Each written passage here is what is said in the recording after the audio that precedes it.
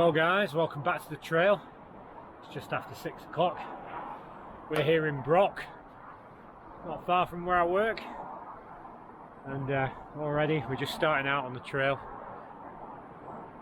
Massive cornfields between the railway line and the motorway. Today's ramble's up to Nicky Nook, the most bizarre name for a hill. There's a trig point up there. We're going to go through the Calder Vale, straight north, circle back round, check out some of the local scenery. So yeah, bit of a cold one this morning. Autumn's officially here. It's about 13 degrees. Well, as long as we keep moving, it should be quite warm. Yeah. Some of this stuff I've never even seen before, and I spend a lot of time around here. But hey ho, let's get to it, guys.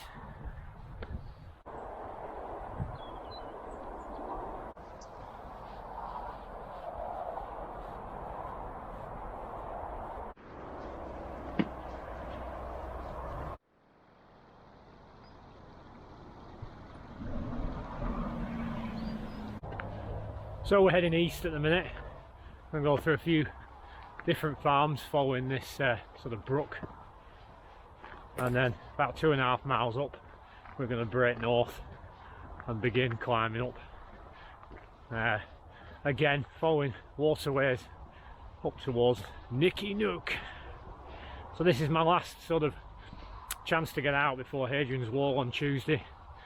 I'll be working Monday, and then after work setting off straight away. Car packed tomorrow. Also giving the new boots a final check.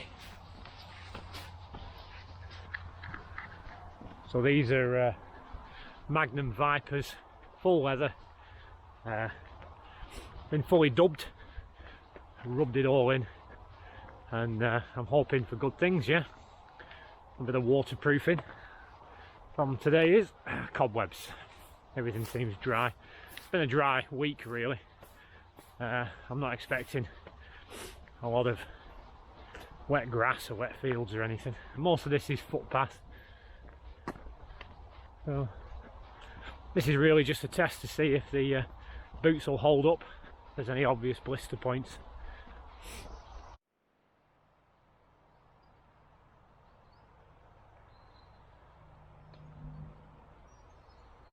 So what I'm looking for with these shoes is no blisters, no obvious rubbing spots. I've been walking the dog in them, get them softened up a bit. Obviously the dubbing softens them up a bit as well. We're definitely looking for no blisters, no rubs, and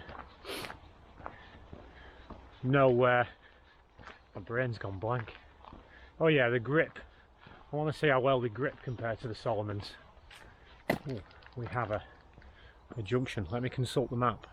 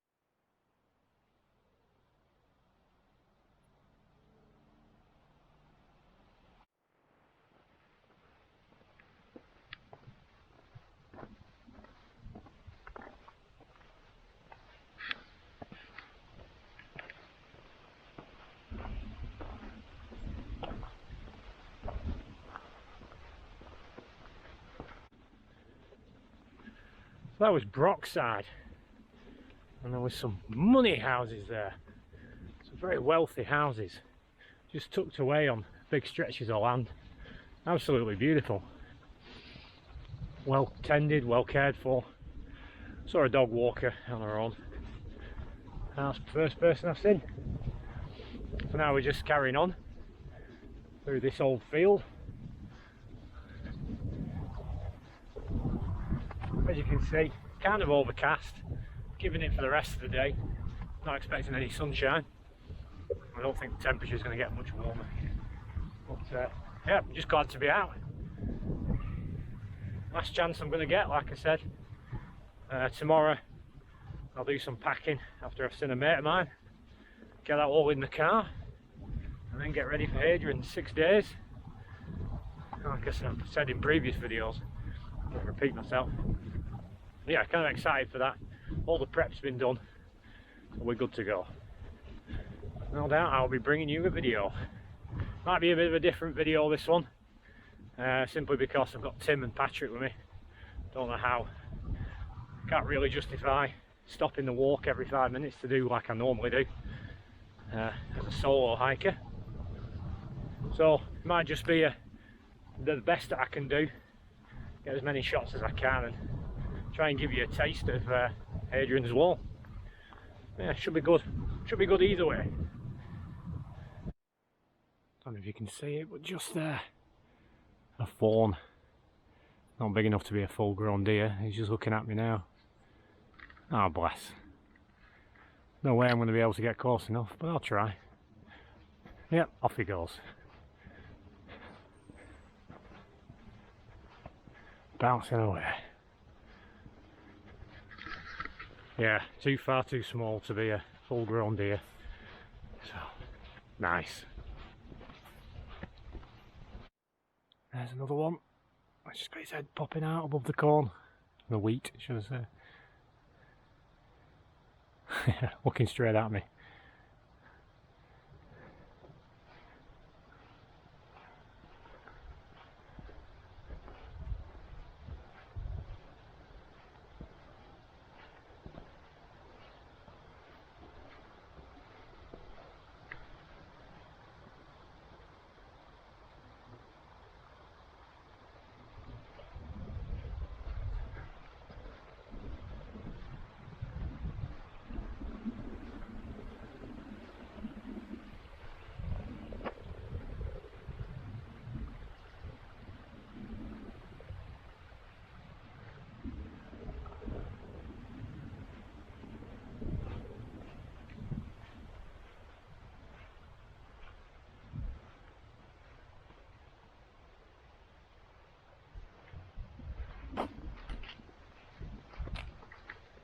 Yeah, I do like these early morning hikes, getting out before the dog walkers and before human beings disturb the wildlife around here. That's a pair of deer, that, young as well, very young. Not really that bothered when they saw me, they didn't scamper off, just kind of moseyed on. Brilliant. So we're heading to Walmsley Bridge now. I think it's Walmsley Bridge. And stop saying and yeah, that's another gem, like last week with the Tolkien Way extended cut. Some more gems in my back garden, basically.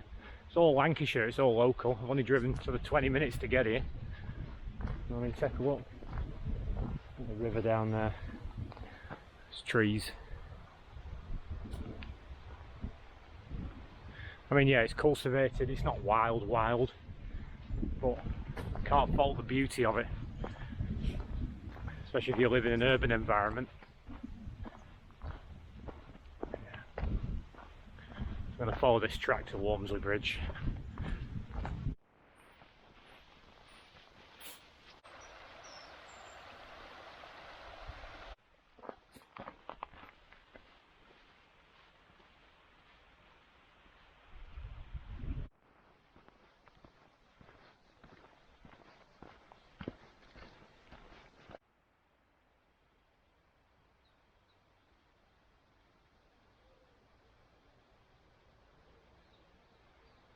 So we're heading through this woodland.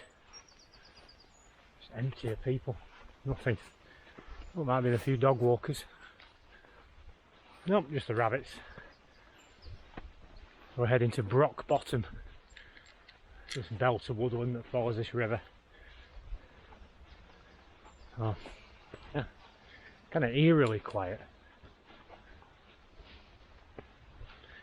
Oh, it's nice. Boots are holding up so far as we approach the 3 mile. Feet are warmer than they would be, obviously because of the full leather. Not got the breathability that synthetic fibres have. But no rubbing, no pain, not yet.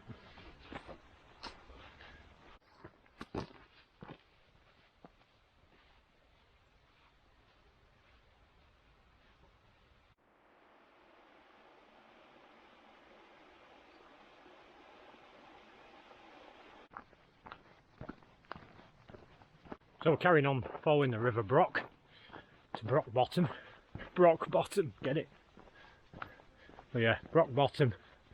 Initially on the map I come off at Bannister Hay, I think, and road walk onto Calder Lane. But it seems obvious that I could carry on now. I'm actually here. Ah, cobwebs. And so I'm going to follow this nice track. Check out Brock Bottom, then turn west, so the northwest, to pick up Calder Lane. So all to myself so far. Beautiful, man, beautiful.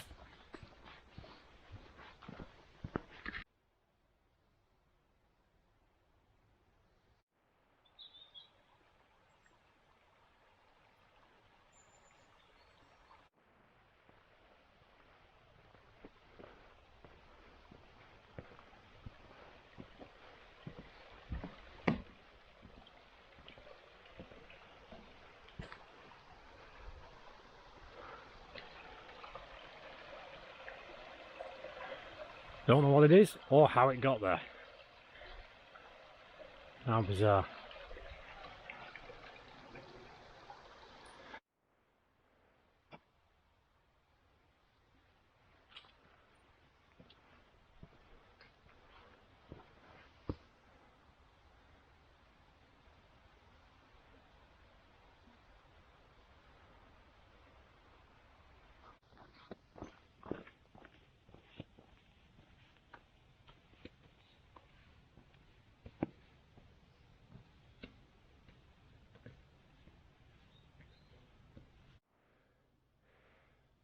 Just climbing this ridge up to a misfortunately named Nanny's Breast. Getting a bit warm. My first bit of uphill. Oh, wow, it's nice. See, we're just rising up, moving away now from the River Brock. Nearly at the end of this bit of a climb. Getting warm now. It's quite muggy in the woodland.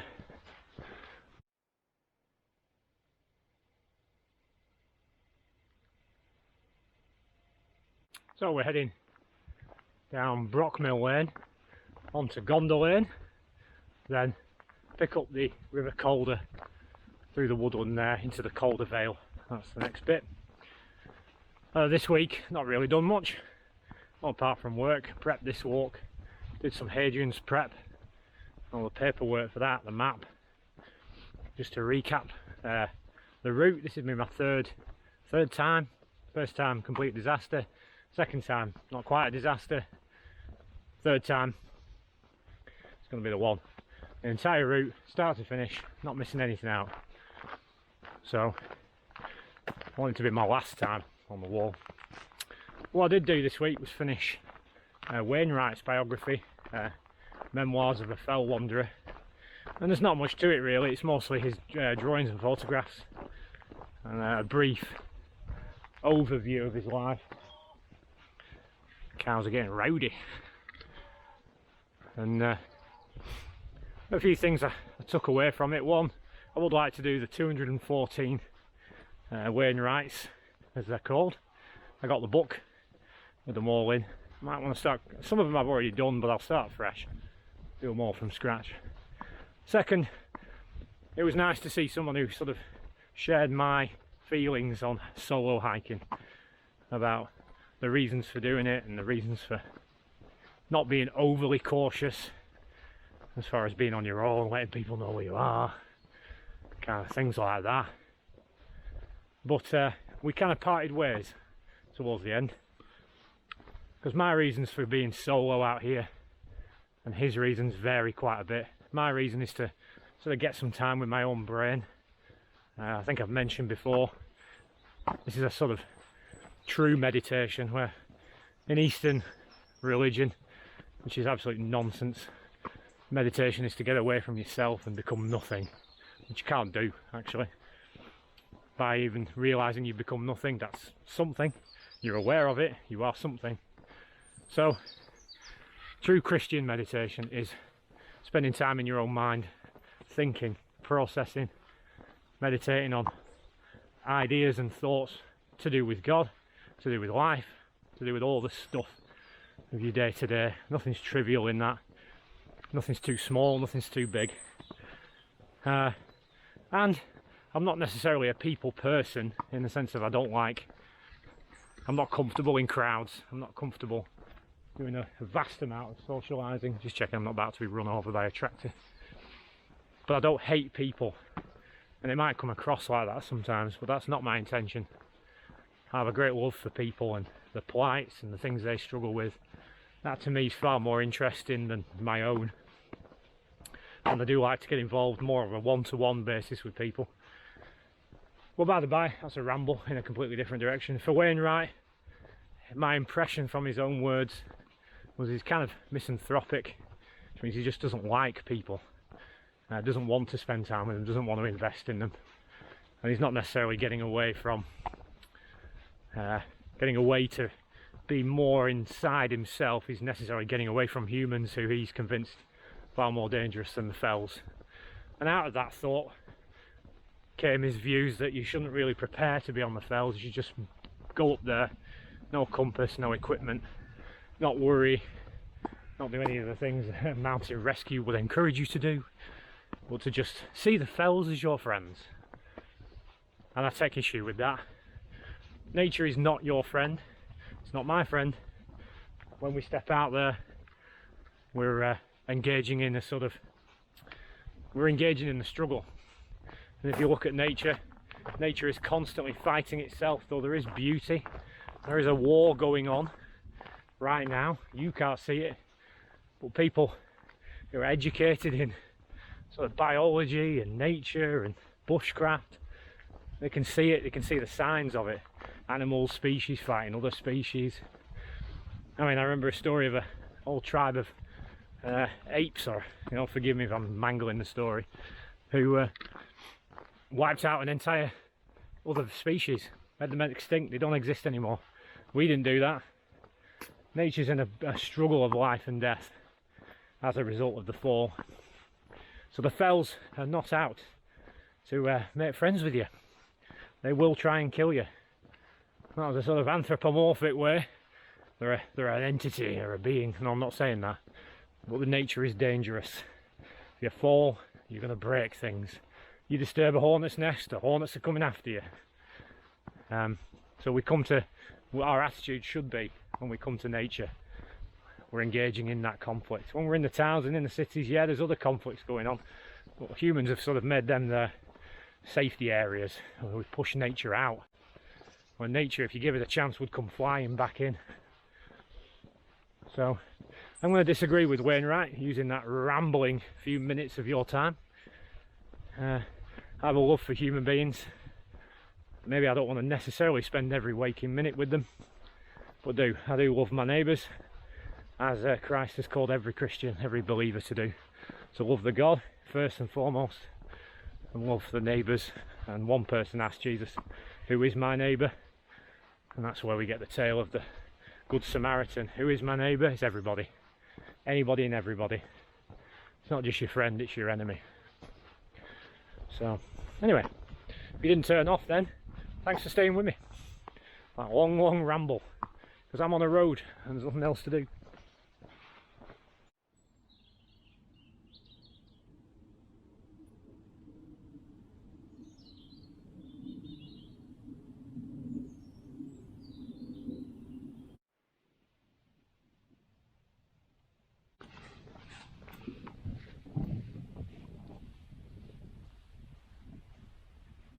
another aspect of Wainwright that made me laugh.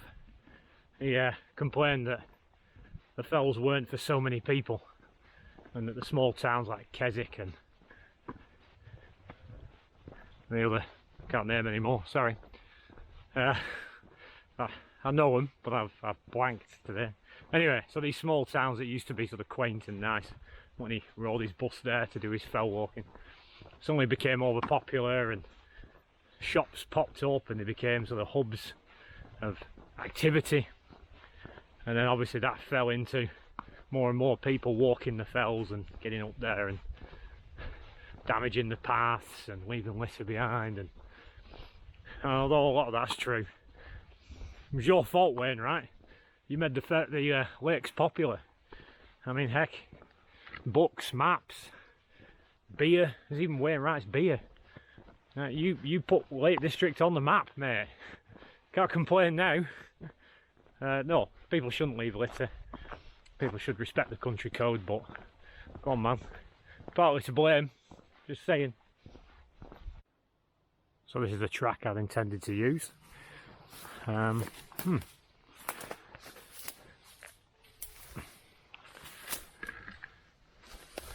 Clearly does not see much action.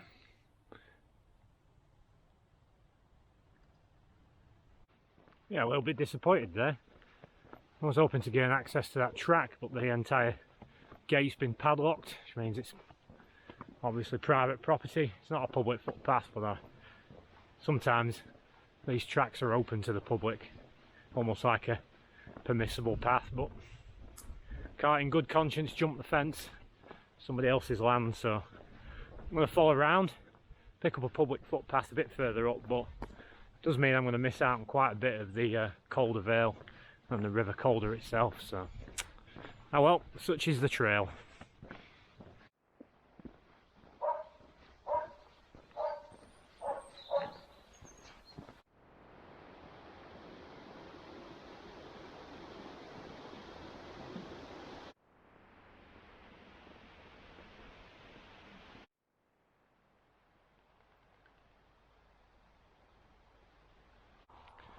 Still road walking.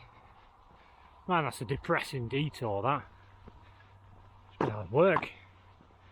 Anyway, nearly back on track. Should be able to pick up a public footpath and get the last chunk of the Calder Vale, the River Calder, before getting to Calder Vale itself, the village. So, yeah, still warm. Warmer than I expected. I suppose being a bit overcast, it's getting a bit muggy. So I'm going to get back on the path and then stop for a break. I haven't had one yet, so whew, yeah, big long uphill this detour, so stopping. I'm going to have some water. Throat's very dry, and if I can get them out.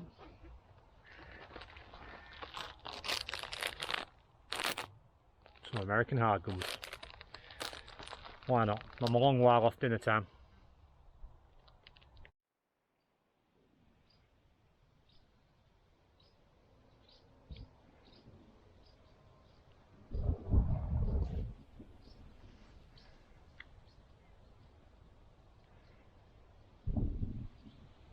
Oh, back on the trail. Finished with the detour for now, at the end of this trail. Saw some of them fells over there, and just turn you a little bit.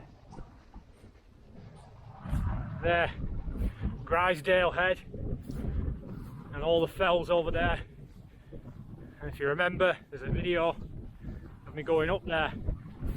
But we're going to go to where I parked the car on that one, and then break off west to hit Nicky Nook. And then later I'll find out why it's called Nicky Nook. Bit of an odd name, but quite well known. But yeah, got the fells now. See them all behind me. It's the Grisdale and all that. Hawthorne Flake Fell. If you've seen the video, trying to pronounce some of these weird fell names. But yeah, we shouldn't be touching them today. apart from passing through. And we'll, like I said, we'll branch off west. But we still have the Calder Vale to reach and rejoin what's coming up ahead. This woodland that follows the River Calder that we should have been enjoying, but we do not have access to that path. So, anyway, glad to be off the road and back in the piney woods. Not pine really, but you know, you get what I mean.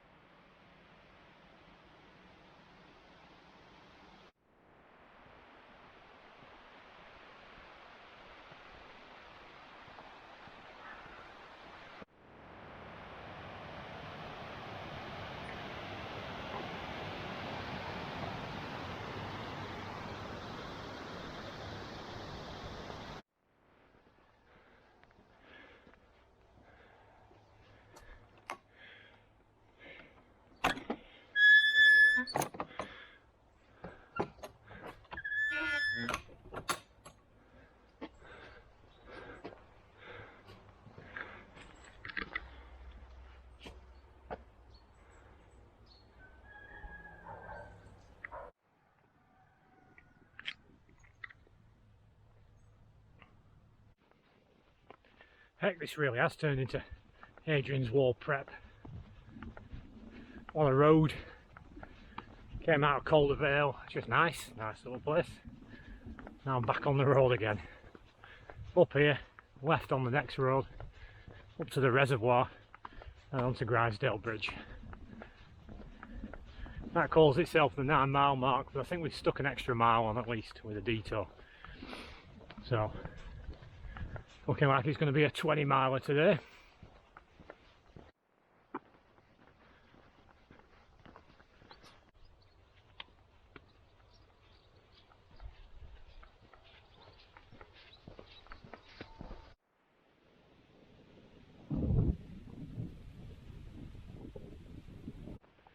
I recognise this bit from there the Grisdale Bridge video. This is where I walked back to the car. So obviously we're going to that same car park now. It's great when you come around the corner and you're like, this place seems familiar. So yeah, good. Good.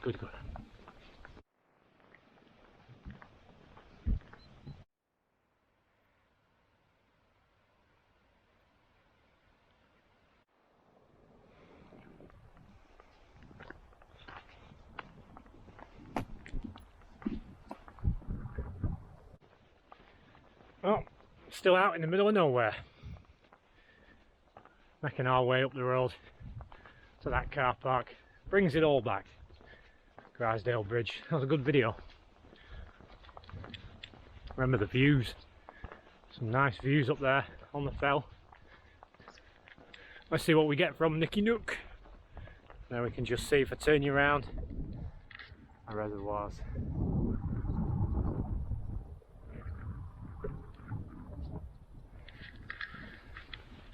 Yeah, even though I pay for that water, I'm not allowed access to it. For shame. Can't really see on a day like this, but it's our usual view to the west. Even with Heysham power plant there again. Yeah, bit hazy today. So last time we parked there, and then we went straight up that way, up onto the fells, and obviously came back on the road towards the end that we're on now. So yeah, there'll be a link to that video at the end if you haven't seen it, but we're going to divert off onto this footpath here. Well, struggling at the minute. There's only one answer. Call on Kyle.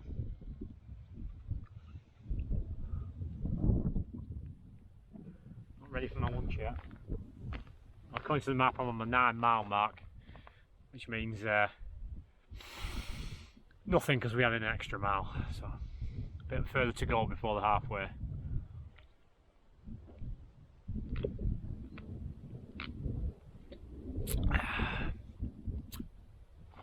Well, once we've done Nicky Nook, we're going to be dropping out of there down into Scorton. And if you've seen the Scorton loop video, we've got the little village of Scorton, which I love, and then we're going to follow that trail all the way back to Garstang, which is where I start the Scorton loop. So we've managed to include 2 videos already, and then from Garstang follow the canal all the way back to Brock. So got a lot of foot pounding to do, but easy terrain once we've conquered the Nicky Nook. Oh, Nicky Nook! Oh, banging mad.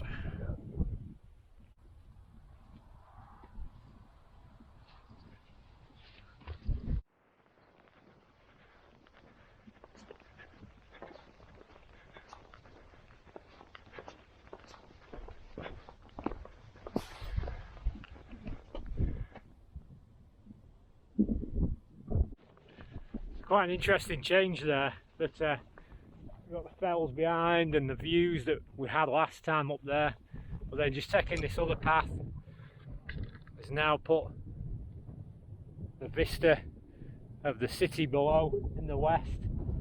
Strange looking building there is Fulton Services on the M6. Beyond it, Evesham that we know. Great, isn't it? On to Morecambe Bay over there. I can just hear a helicopter. That's pretty close. Somewhere over there.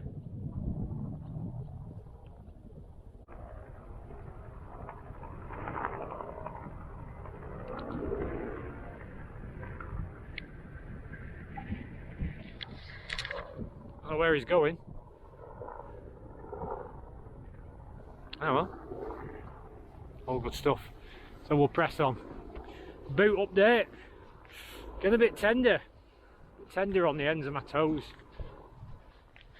A little bit painful, and I'm not even halfway, so I'm going to take a bit more braking in these bad boys. Looks like I'm one of them Hueys. I'm no expert, but anyway, he's only making his way slowly over the fells. Don't know. Anyway, let's press on. I saw a strange thing. It was a backpack. Saw a hiker like myself. Like looking in the mirror. He was on the opposite path. I don't think he saw me. It was quite odd. It's not something I normally see. Oh yeah. Out there on his own, backpack, doing his own thing. Anyway, heading to Siphon Well. Take a left at the end of this road, then we're on the ascent to Nicky Nook. Our chopper's on its way back.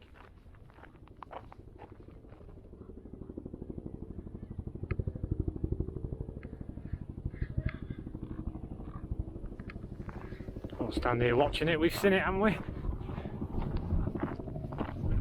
Yeah, it's right up there. Whether it was used for mountain rescue or what, I don't know. Don't know. Amazing, you can hear them from miles away.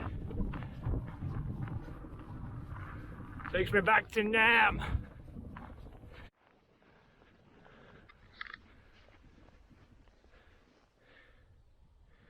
In memory of Keith Thomas Witherington. Honeybee. Some Latin there, I don't know.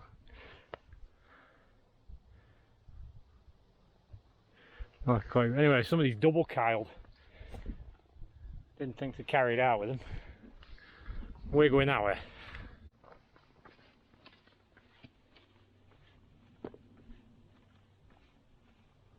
Just spotted our solo hiker friend making his way up. I noticed it's this kind of track up to the Nicky Nook is looks quite busy. Must be like a popular little trail. So this nice easy one, a couple of miles up. Obviously you're in Scorton, delightful little village. But we're going to power our way up, give that guy some space to enjoy his trig point, and then hopefully hit it just after him.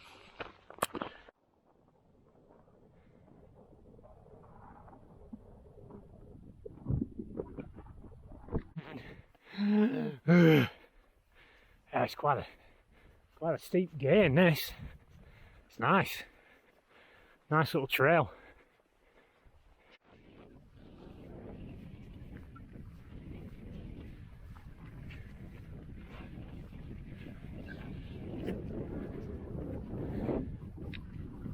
Come on, sheep, get it together. What are you doing? There goes my hiker friend. I don't know what this is.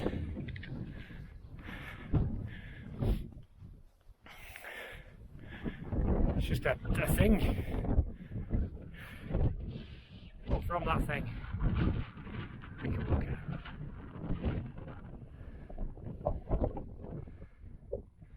Bit windy, that's where we're headed. Where that chap is. My nemesis. And there's another one of these pillars. Oh, if only all climbs were this easy. So yeah, it's not the highest. If I remember rightly, just off the top of my head without checking my phone, something like 213 feet above sea level. So it's not, might be the highest point around, but it's not the highest point. But yeah, quite a popular one up here. And the locals, you get some good views. I'm sure if the weather was a bit better, we get some cracking views. Again, looking more south-southwest. Let me turn you around again. You can't really see it. There we go. Some more of the landscape opening up there. But we'll have a look at that when we reach the trig, which is what we call Nicky Nook in the broadest Lancashire. Nicky Nook. I can't find any information why it's called Nicky Nook. Nicky Nook. Let's see. Cow juice is working. Oh, Nicky Nook. Oh. It's good stuff, man. I'm not sponsored by Monster, but it is good stuff. It's sugar free as well. Full of chemicals. All kinds of nasties.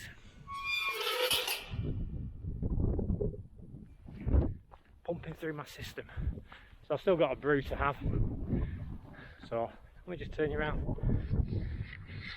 Nicky Nook! That's where we're heading. And we're going to come down here into Scorton. Well, yeah, Grisdale Bridge parking. We went up there, crossed all of that, getting back all the way around.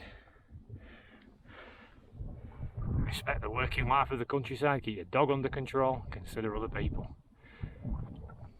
Yep. Oh, hang on. No dabbing. Ooh. No dabbing.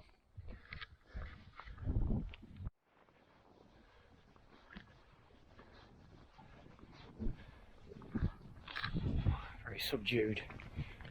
Boosh. Almost 360 degrees.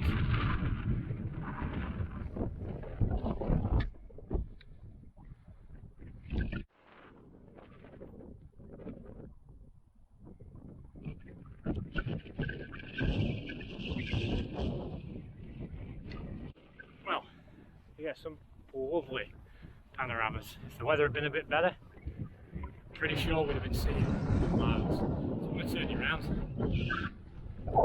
Now you can see the M6 down there, Heysham over there to Morecambe Bay, all the way around. Weird tower that you can always see from Scorton. I thought that was Nicky Nook, but it's not. Maybe it is. We get there. M6 down there again, and then over there is pretty much where I work. So Scorton is along there, which is where we're headed. But yeah, if the sky was a bit clearer, we'd be seeing Blackpool and the pleasure beach, no doubt. But it's a bit hazy, a bit foggy. I think you won't be able to, but where my finger is, around about there is Blackpool Tower, just poking through. Yeah, definitely, definitely. So yeah, but we're going to try and get over there. I'm pretty sure we can. See what that is.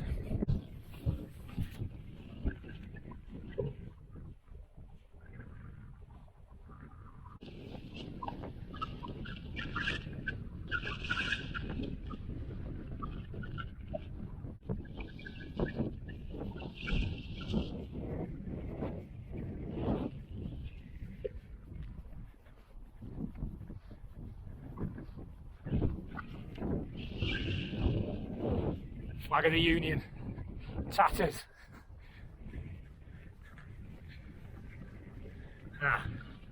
It's a cairn.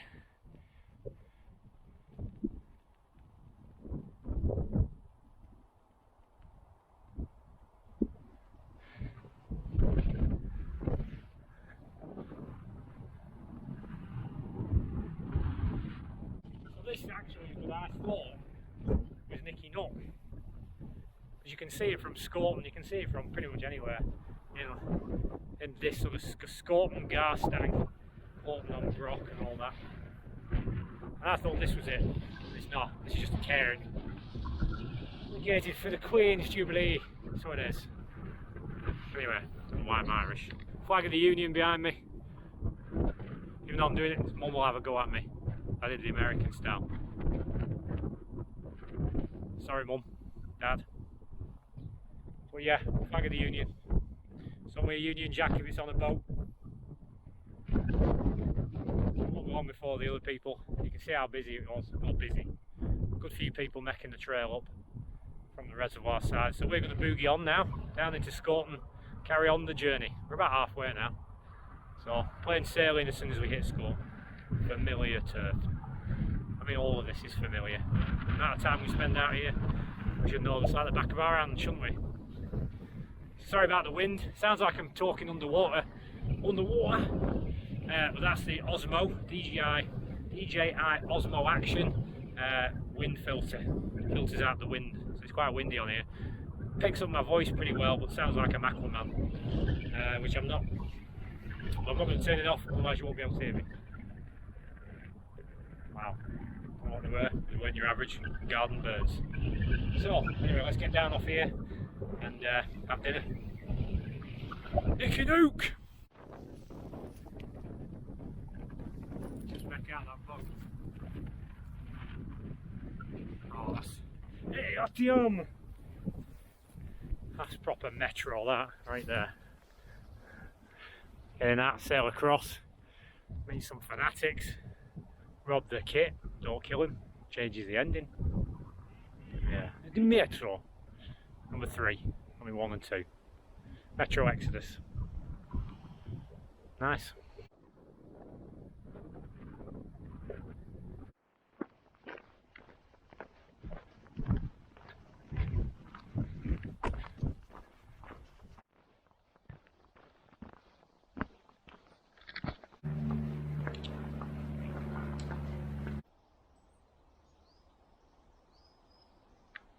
Well, the last time I came down here it was pouring down. Getting my jacket on. It's got really hot, really close, muggy weather. But nice, better than pouring down rain. So yeah, on into Scorton.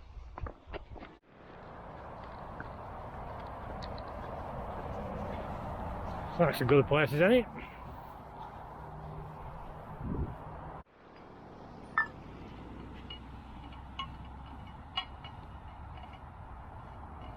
Trying to make a brew one-handed for you guys. Hope you recognise the dedication here. Oh, here we go.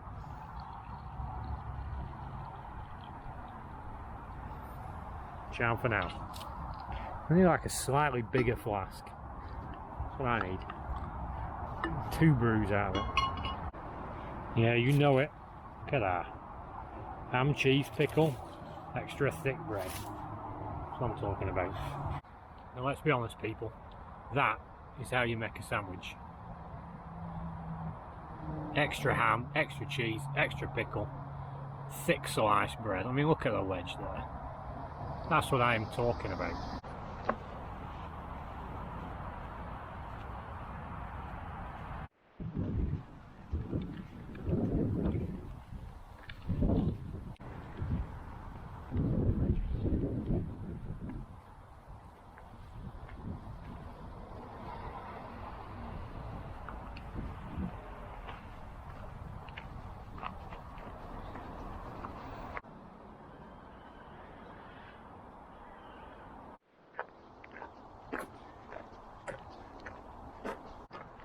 So back on the old Scorton loop, all familiar territory. All lunched up. That's a cool tree that there. Wants a lot of effort to carve it out. Hope you could make it out in the picture.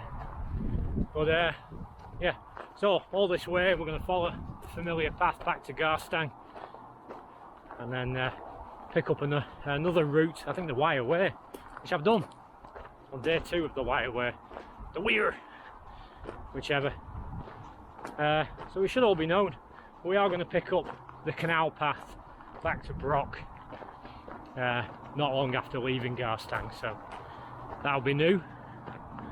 But I was just on the Insta while I was having my lunch, and someone put on that they'd been told they were sad for hiking solo while this person was doing the Wainwrights. Sad. Ironically, as I said earlier in the video, Wainwright himself, sunshine, glory, a bit of sun, wasn't expecting that today. Yeah, Wainwright himself advocated solo hiking, especially on the fells, to get away from the crowds, to get away from the distractions. He was definitely preferred his own company. So if you've been getting grief for being a solo hiker, you know you're not alone and you're with the greats. If you're with Alfred Wainwright himself, you must be in good company as regards hiking. And top of that hill there, you can see the Nicky Nook cairn with the flag of the Union on. We're going to carry on down here, the Scorton Millennium Way.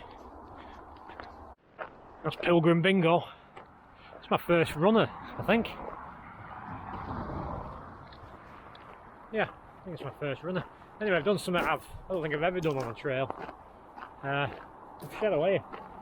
Took my base layer off. Synthetic wicking long sleeve shirt. So I'm just down to me tea. Proper muggy. Yeah, really close, and that sun keeps popping through occasionally. Definitely did not predict this on the weather report, so win. Look at my corpse arms. Tanned, not tanned. Yeah, I don't really tan that much. Anyway, lovely weather, lovely trail. What more can I say? I don't know what I can say.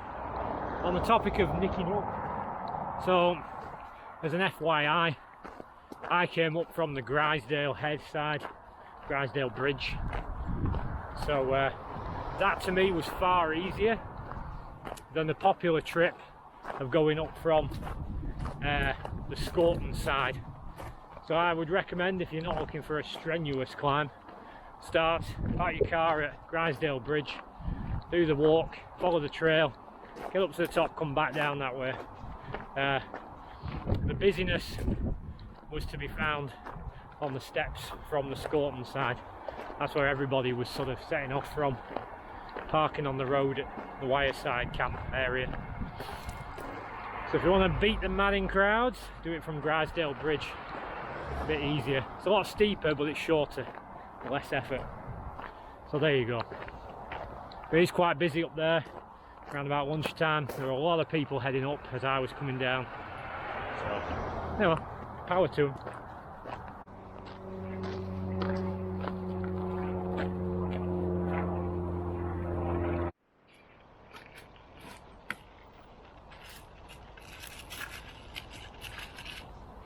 RAV power pack. One cable.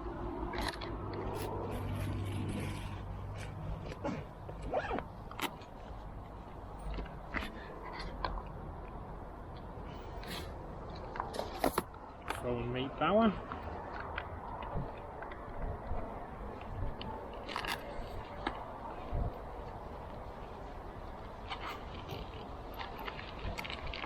Random snacks. Drop them on the floor. Tap up the slack, I think.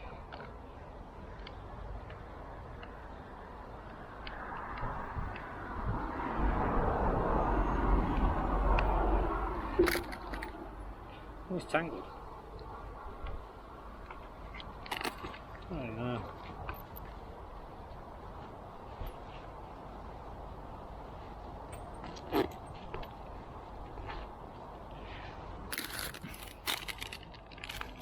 Put these in here.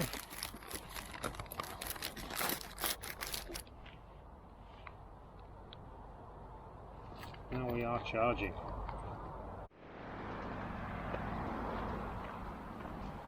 Man, we're getting some sunshine today.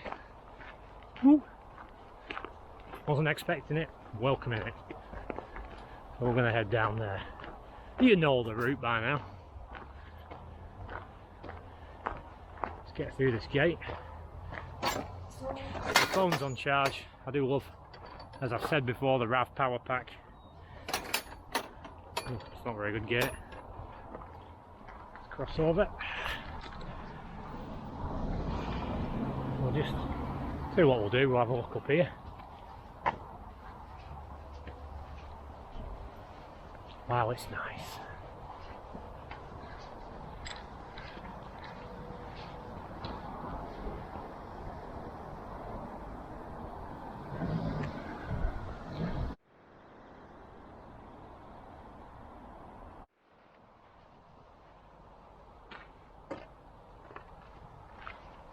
The Punisher.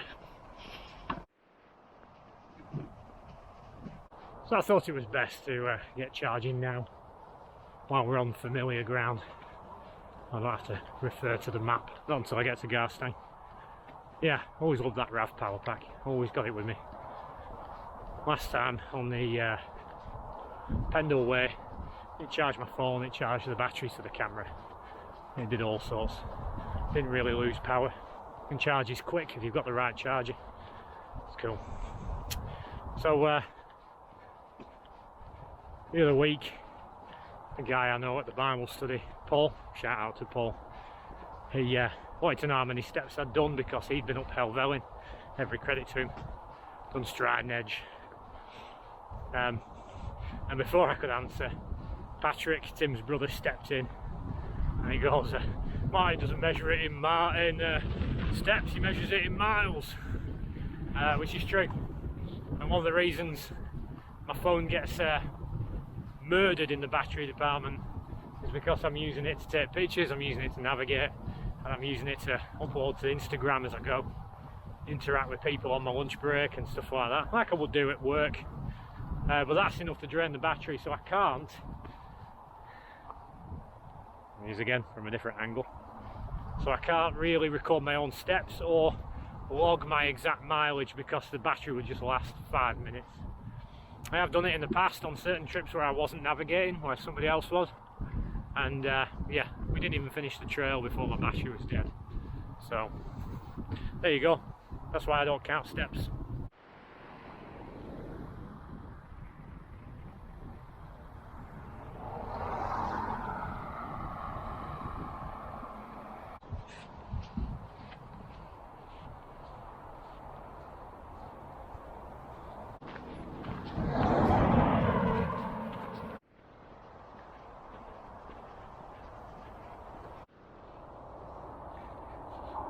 There's Scorton right there.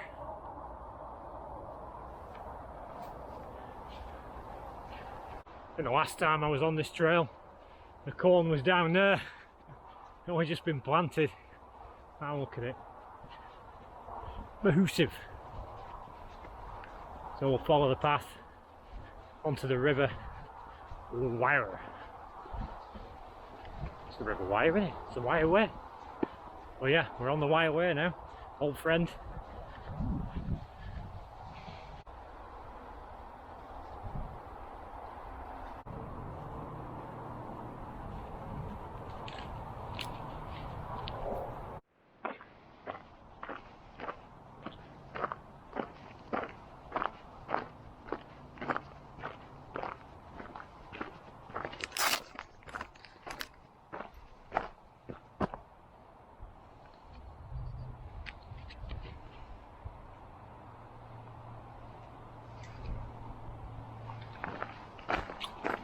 Move on.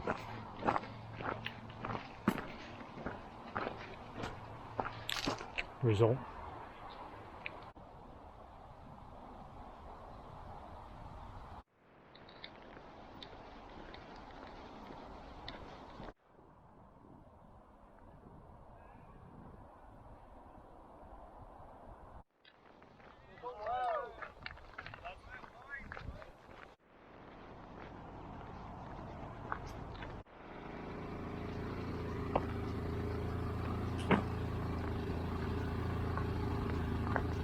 Well, this is the first bit of peace and quiet we've had since we arrived at Garstang. I spared you any footage because, like I said, it's already on the Scorton loop video. You can go back and have a look. I've nothing new to add to it. Now we're on the canal. This was a bit touch and go in the planning phase because there's no actual path here. I need to use sort of an aerial satellite view to see if there was actually a towpath. I don't know what the rules are with canals. Do they always have a towpath? You'd think so, wouldn't you, when they used to be pulled by donkeys. So we're about 3 miles out from the car. I'm going to be honest, the boots have caused me a lot of pain. I'm hoping and giving them the benefit of the doubt that it is just a breaking in stage. Though they have been severely brutalised on dog walking and whatnot. I'm just going to turn your attention to that. Oh, ruin up there on the hill. Well, yeah, so I'm a little bit sore, which means I've slowed down a little bit, so it's going to take a bit longer to get back to the car, but the colours with the sunshine on this canal path, beautiful, man, beautiful. I do always like walking canals.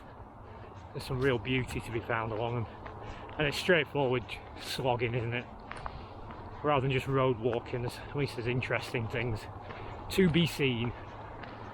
So yeah, so we're just going to power through and do the best we can.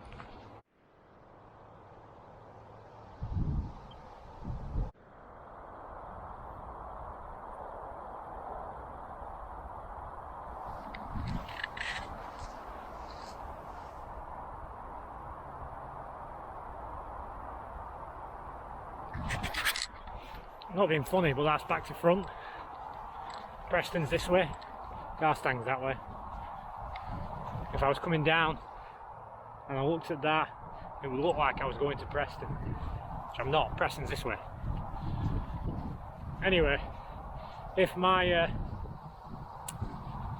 decision making over my boots was a needle, and on a gauge one side was synthetic and the other side was leather, today that needle swung from leather way back to synthetic, because even with wet feet and, you know, the situation we had last week, this was far worse. I'd rather have my GTX with soaked, soggy feet, which were nowhere near as painful as these now. This goes right back to when I first started hiking with my first ever boots. I've got a rub on my heel, all my toes are feeling painful, and you might argue it's about breaking the boot in, so I will take that on board and put them back on the dog walking front and go back to the GTX. But already they're looking a bit battered. I've only done in total by the end of this walk maybe 30 miles in them, and you know me and mileage, we like our miles, and I didn't even feel this sore when we did the 30-mile challenge. I actually managed 32. That's just to put things in perspective. So here we're at the crossroads again, wondering, do I spend the money on, sounds like people behind me, do I spend the money on brand new synthetic GTX 4s from Solomon, go back with my humbleness, my big piece of humble pie, sorry Solomon for calling you every name under the sun, or do I double down on leather and kind of really sort of break them in and keep persevering? I don't know, but definitely for Hadrian's I'll be taking both pairs, GTX and these, and I'll be leaning towards the GTX if it's dry, because the comfort, I've now been reminded how important the comfort is in them GTXs, wet or dry, because right now I'm on the verge of hobbling.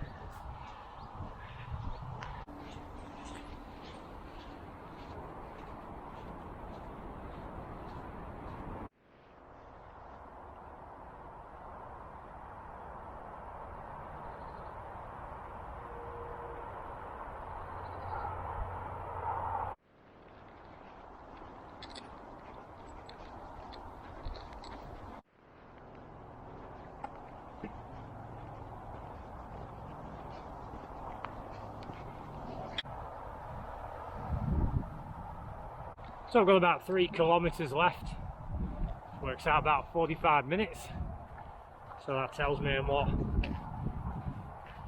going at 2 miles an hour maybe, 2.5, you do the maths. But yeah, we're not far now. It's quite a nice quiet bit of canal, this one. Very few people on it, the occasional runner. Well, a few boats are on it, obviously coming around here to get out of the way. So this is the Lancaster Canal, I don't think I said. We've been on this one before, a bit further up near Lancaster, where it abruptly ends, very strangely. Don't think I recorded a video of that, but yeah. So we are just near where I work, sort of east of it. So we haven't got far to go now till we hit Brock.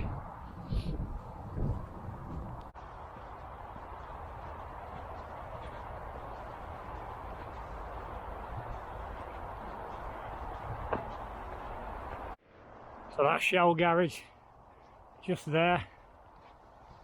I pass that every day, just as I finish work and I come to work. So we're not far now. Heck, this is like the longest canal walk in history. I think it's only worked out about 3.5 miles. But obviously, the sun's gone in, wind's blowing a bit, and my feet are in pain. I'm sorry, Solomons, I'm sorry. I judged you too quickly. He'll be right. There must be a booth out there for me.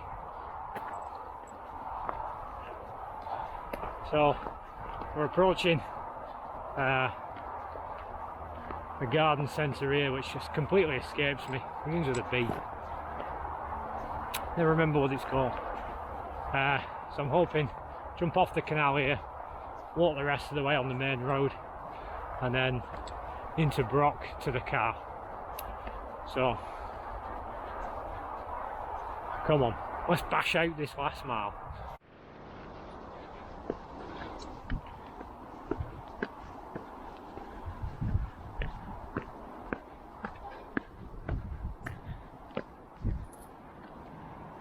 Barton Grange, that's what I meant to say.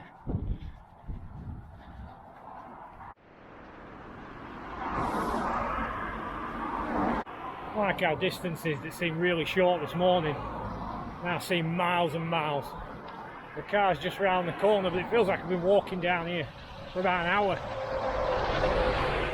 Such is the trail. Anyway, we're almost there. Let's see if my protein shake survived. Well, that's it, guys. We're back at the car. It was originally a 18.9, if I'm being precise, mile trek. But we added at least an extra mile on with detours because of the River Calder we couldn't get access to. And I think we added about 26 miles on with virtually the pain of the boots. Well, there you go. And here we are back at the car. I'm going to see if this protein shake is edible.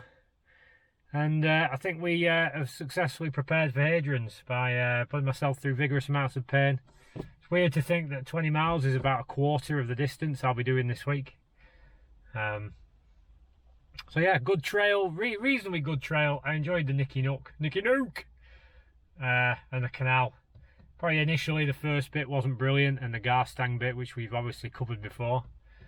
But no, still a good day out and still enjoyed myself. So anyway guys, I'm going to go and think about leather or synthetic boots for a bit.